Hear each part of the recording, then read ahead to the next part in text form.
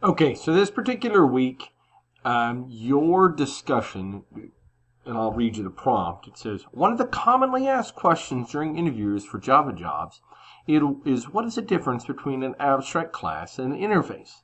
It is very easy to answer this question by simply providing the definitions for each type of structure. To further demonstrate your knowledge on the topic, can you give examples illustrating why Java supports both abstract classes and interfaces? In other words, can you provide examples explaining under what circumstances would you use abstract classes and interfaces? Okay, so as you look at this question, make sure you understand the difference between an abstract class and an interface. Take a look at my micro lesson. I'm going to talk a little bit about that.